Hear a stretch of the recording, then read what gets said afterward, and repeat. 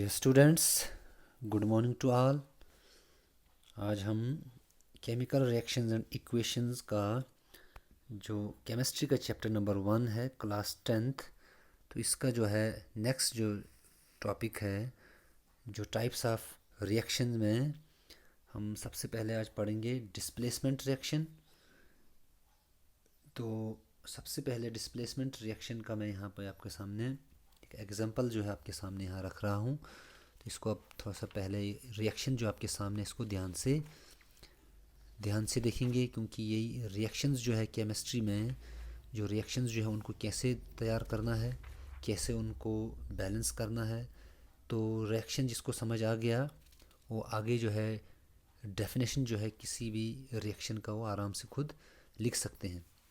तो displacement reaction, जैसे कि आपने क्लास 9th में भी पढ़ा है, डिस्प्लेसमेंट जो है क्या होता है फिज़िक्स में, वही कंसेप्ट हम डिस्प्लेसमेंट का यहाँ जो है इस रिएक्शन में यूज़ करेंगे। जैसे यहाँ पे लिखा है, यहाँ पे जो दो आपको जो रिएक्टेंट्स यहाँ पे दिखाया जा रहा है, एक ये वाला आपके सामने है, दूसरा ये है। ये दोनों रिएक्टेंट्स आपस में यहाँ इस रिएक्शन में टेक पार्ट करेंगे, हिस्सा लेंगे। तो यहाँ पे जो एक जो रिएक्टेंट है वो जो है लेस रिएक्टिव होगा, दूसरा जो है मोर रिएक्टिव होगा। ये आपने थोड़ा सा लेस रिएक्टिव और मोर रिएक्टिव जो है उसका थोड़ा सा ध्यान रखना है। मतलब ऐसे रिएक्शन, या यहाँ पे जैसे मैंने यहाँ पे लिखा है हाई रिएक्टिव और लो रिएक्टिव, ये दोनों टर्म जो आप यहाँ पे समझेंगे। हाई रिएक्टिव मीन्स जो किसी भी रिएक्शन में एकदम से जल्द जो हो रिएक्शन में भाग लें, उसको हम कहते हैं हाई रिएक्टिव। तो लो रिएक्टिव जो है इसका उल्टा होगा। तो वही यहाँ पे इस डेफिनेशन में भी लिखा है, आगे मैं और ज़्यादा इसको एक्सप्लेन करूँगा आपके सामने। व्हेन ए हाई रिएक्टिव या मोर रिएक्टिव एलिमेंट डिस्प्लेस मतलब उसको वहाँ से उस जगह को हटा के उसकी जगह खुद ले लेना। जब एक हाई रिएक्टिव एलिमेंट जो है एक लो रिएक्टिव एलिमेंट को डिस्प्लेस कर देता है, उसको उस जगह से हटा देता है और वो जगह खुद ले लेता है from its salt solution, then it is known as a displacement reaction. यहाँ पे आपके सामने ए बी और सी को आप यहाँ देख सकते हैं। तो ए बी में देख लो, ए जो है अलग हो गया, बी जो है वहाँ से आके सी के साथ जुड़ गया। तो यहाँ इस पे आप थोड़ा सा ध्यान देंगे। ऐसे रिएक्शन जिसके अंदर एक एलिमेंट जो हाई रिएक्टिव हो वो जगह ले लेता है दूसरे एलिमेंट का, इस दूसरे एलिमेंट का, जो यहाँ आपके पास ए था इसकी जगह यहाँ पे सी ने ले लिया। यहाँ पे आप देख सकते हैं बी और सी जुड़ गया। दूसरा एलिमेंट जो है उसकी जगह ले ले, और उस किस्म के रिएक्शन को हम कहेंगे डिस्प्लेसमेंट रिएक्शन। आम तौर पे हम इसको जनरल जो रिएक्शन है उसको हम इस तरीके से शो करते हैं। आगे हम बहुत सारे एग्जांपल ले सकते हैं, जैसे हमने पहले भी पढ़ा था, जब कॉपर सल्फेट सॉल्यूशन जो है जो जिंक के साथ अगर वो रिएक्ट करे, तो यहाँ पे जो है जो आपका कॉपर जो है वो जो है लेस रिएक्टिव था, तो उसकी जगह जिंक ने ले लिया, क्योंकि जिंक जो है यहाँ पे मोर रिएक्टिव होगा। ये एग्जांपल हम पहले भी पढ़ चुके हैं, इसलिए मैं थोड़ा सा इसको रिवाइज कर रहा हूँ। आगे हम इस पे फिर से डिटेल डिस्कस करेंगे। तो कॉपर सल्फेट की जगह अब जो आपका जो प्रोडक्ट होगा उसमें जिंक सल्फेट बन जाएगा, और साथ में जो कॉपर जो है वो लेस रिएक्टिव था इसलिए वो अलग हो गया। जैसे इसमें ए जो है लेस रिएक्टिव था, ये अलग हो गया था। तो वैसे ही इस किस्म के रिएक्शन को हम कहते हैं डिस्प्लेसमेंट रिएक्शन। तो चलते हैं हम आगे, इसको डिटेल में इसकी डेफिनेशन जो है इसको थोड़ा सा और एक्सप्लेन करते हैं। यहाँ पे ये मैं आपको दिखाने की कोशिश कर रहा हूँ डिस्प्लेसमेंट रिएक्शन विद एग्जांपल्स। इसके एक दो एग्जांपल आप स्टूडेंट्स चाहें तो बुक से या टेक्स्ट बुक से और ज़्यादा जो इसकी एक्टिविटी बेस्ड जो है एग्जांपल्स ले सकते हैं। तो सबसे पहले मैं यहाँ पे डिस्प्लेसमेंट रिएक्शन की डेफिनेशन पढ़ता हूँ। The reaction in which one element the reaction in which one element takes the place of another element। अब जो जगह लेगा वो वाला जो है मोर रिएक्टिव होगा, जो जगह छोड़ देगा वह लेस रिएक्टिव होगा। In a compound is called a displacement reaction.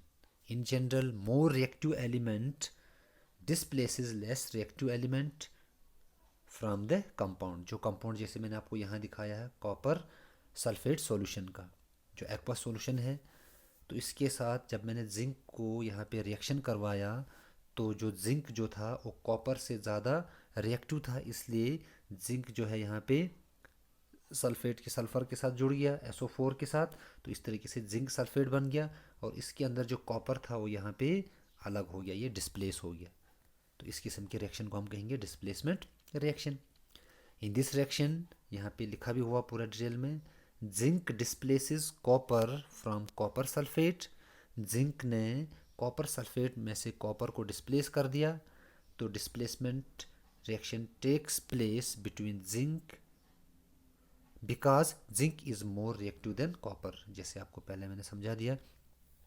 तो इसलिए जिंक सल्फेट बन गया क्योंकि यहाँ पे कॉपर जो था वो जिंक से कम रिएक्टिव था, या जिंक जो है कॉपर से ज़्यादा रिएक्टिव था, इसलिए उसने उसकी जगह ले ली। तो इस किस्म के रिएक्शन को हम कहेंगे डिस्प्लेसमेंट रिएक्शन। एक और एग्जांपल आपके सामने है, इसको भी आप अच्छे से समझ सकते हैं। यहाँ पे सिल्वर नाइट्रेट का जो 2 मॉलिक्यूल है 2AgNO3, ये कॉपर के साथ रिएक्ट हो रहा है। तो यहाँ पे देखो सिल्वर से कॉपर ज़्यादा रिएक्टिव था, इसलिए यहाँ पे कॉपर नाइट्रेट बन गया, और जो ये सिल्वर जो था Ag यहाँ से डिस्प्लेस हो गया।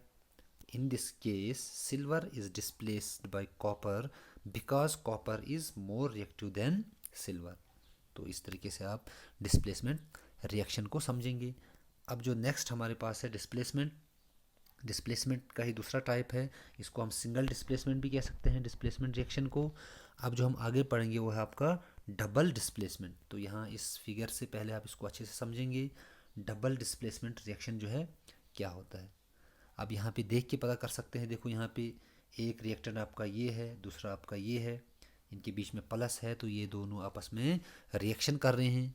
तो ऐसे रिएक्शन जिसके अंदर दो अलग अलग एटम, जैसे आपको यहाँ दिखा रहा हूँ मैं, दो अलग अलग एटम या जो एक ग्रुप में जुड़े हैं AB और CD, इनको डिस्प्लेस किया जाता है। जैसे एरो से भी आप देख सकते हैं, यहाँ पे देखो A के साथ जो है B जो है डिस्प्लेस हो गया, तभी एरो से यहाँ दिखाया है, और D जो है यहाँ से आके A के साथ जुड़ गया, जैसे यहाँ देख सकते हैं आप, और उसी टाइम पे C जो है B के साथ भी जुड़ गया, तभी यहाँ से B और C जुड़ रहा है।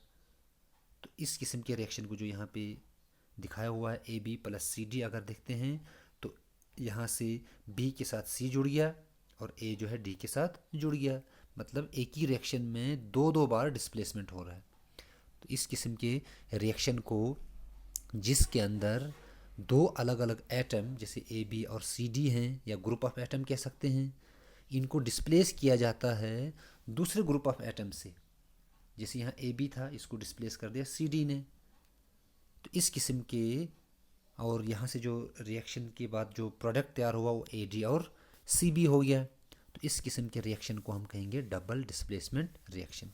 एग्जाम्पल और इसकी कुछ डेफिनेशन आपको यहाँ मैं दिखा रहा हूँ। Double displacement reaction, the reactions in which two different atoms, दो अलग अलग एटम्स या group of atoms are displaced by another atom और group of atoms is called double displacement reaction.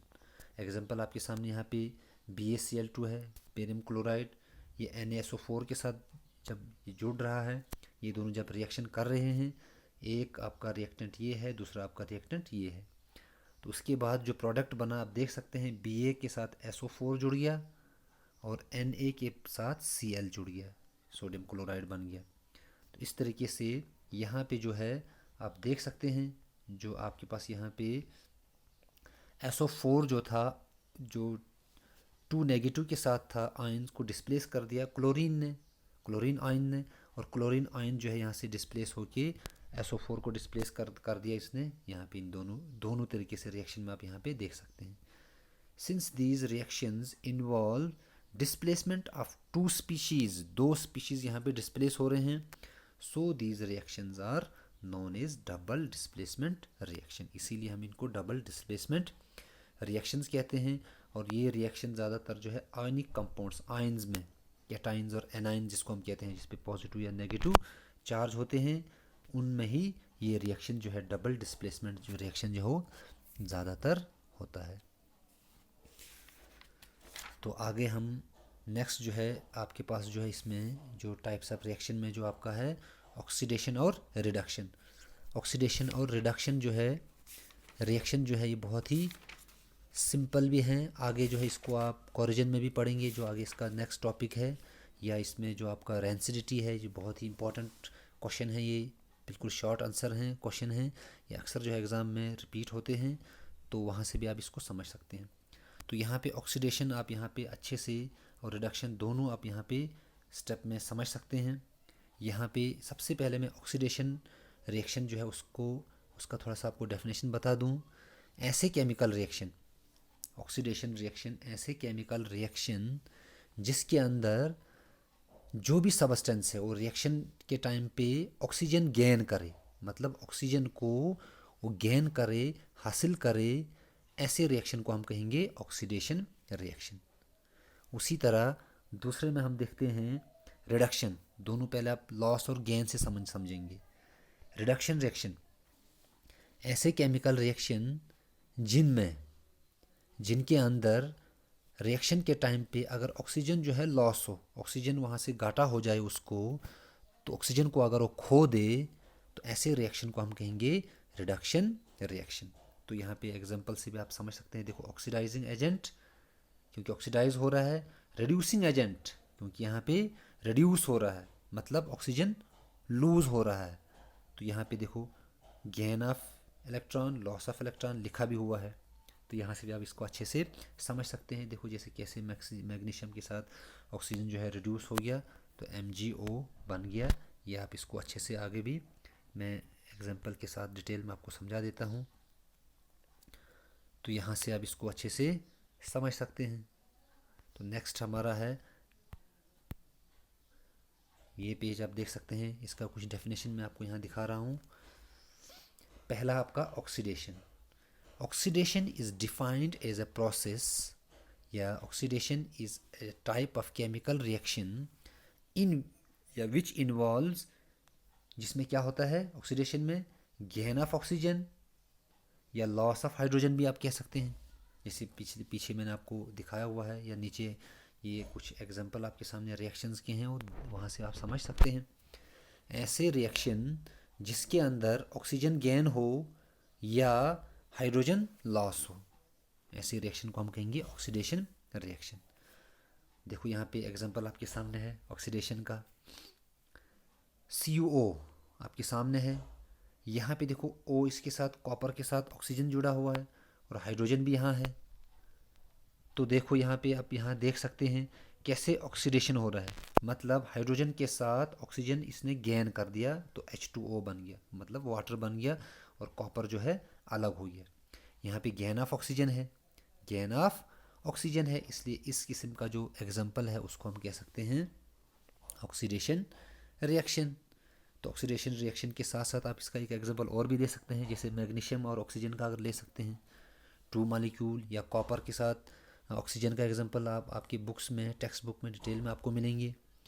Copper के साथ जब O2 जब जुड़ जाएगा, मतलब Cu के साथ ट्वाइस मॉलिक्यूल जाएगा, क्योंकि O हमेशा 2 होगा। बैलेंसिंग केमिकल इक्वेशन आप पहले पढ़ चुके हैं। जब ऑक्सीजन इसके साथ यहाँ इसके अंदर जाएगा, तो जब ये रिएक्शन हो जाएगा तो यहाँ से आपको मिल जाएगा CuO, या ये भी ट्वाइस में, जो कॉपर ऑक्साइड आपका यहाँ बना। यहाँ पे देखो कॉपर के साथ ऑक्सीजन आपका जुड़ गया, मतलब कॉपर ने ऑक्सीजन को गेन कर लिया, हासिल कर लिया। तो इस किस्म के एग्जाम्पल को हम कहेंगे, इस किस्म के रिएक्शन को हम कहेंगे ऑक्सीडेशन रिएक्शन। यहाँ पे जिंक ऑक्साइड और कॉपर का भी एग्जांपल आपके सामने है, तो मैग्नीशियम का भी, कॉपर का भी, या किसी के साथ भी कोई भी एग्जांपल आप यहाँ पे ले सकते हैं। सेम यहाँ पे भी फिर से कॉपर ने कार्बन ने ऑक्सीजन को गेन किया, जिंक अलग हो गया, तो इस किस्म के रिएक्शन को हम कहेंगे ऑक्सीडेशन रिएक्शन। तो रिडक्शन में अब इसका उल्टा लेके चलते हैं, यहाँ पे एग्जांपल है रिडक्शन का भी, डेफिनेशन भी छोटा सा है। रिडक्शन ऐसे केमिकल रिएक्शन होते हैं जहाँ पे ऑक्सीजन लॉस हो, या जैसे मैंने लिखा है यहाँ आपको दिखाया हुआ है, reduction is defined as a process which involves, उल्टा उसका लेके चलो, गेन ऑफ हाइड्रोजन, यहाँ लॉस ऑफ हाइड्रोजन था, यहाँ गेन ऑफ हाइड्रोजन है, यहाँ गेन ऑफ ऑक्सीजन है, यहाँ लॉस ऑफ ऑक्सीजन है। बस ये 2 चीज़ें आपने यहाँ पे ध्यान रखना है, अच्छे से याद रखना है। तो यहाँ पे कुछ एग्जांपल मैं आपको यहाँ इसका रिडक्शन का यहाँ लिख देता हूँ। रिडक्शन जैसे मैं जिंक का लेता हूँ जिंक ऑक्साइड, इसको हम कार्बन के साथ अगर रिएक्ट करवाते हैं तो यहाँ से आपको मिलेगा जिंक प्लस CO। जिंक के साथ जिंक अलग हो गया और ये ऑक्सीजन आपका किसके साथ जुड़ गया, कार्बन के साथ। तो इस तरीके से जो आपका CO बन गया, यहाँ पे ZnO जो है रिड्यूस हो गया। ZnO जो आपका ZnO जो है ये रिड्यूस हो गया किसके लिए, जिंक। ZnO जो आपका ये ZnO है रिड्यूस टू जिंक। और इस रिएक्शन में आपके कार्बन ने ऑक्सीजन को गेन किया या जिंक ने ऑक्सीजन को लॉस किया। तो ये इस एग्जांपल से आप आराम से जो आपका रिडक्शन रिएक्शन है उसको समझ सकते हैं। अगर आप दूसरा एग्जांपल लेना चाहते हैं, कॉपर ऑक्साइड को ले लो, इसको H2 से हाइड्रोजन से जब हम रिएक्ट करवाते हैं फिर से वैसा ही होगा, आपका मिलेगा Cu आपका जो है अलग हो जाएगा, कॉपर अलग हो जाएगा और साथ में H2O आपका अलग हो जाएगा। तो इस रिएक्शन में हम इसको अगर लफ्ज़ों में कहेंगे तो हम कहेंगे CuO is reduce to Cu, CuO is reduce to Cu। तो इस तरीके से हम रिडक्शन रिएक्शन को भी समझ सकते हैं। तो नेक्स्ट जो टॉपिक आपका है छोटा सा है और ये लास्ट टॉपिक आपका है concept of corrosion of metal and rancidity, बहुत ही इंपॉर्टेंट है। तो नेक्स्ट चैप्टर में हम इसको, नेक्स्ट टॉपिक में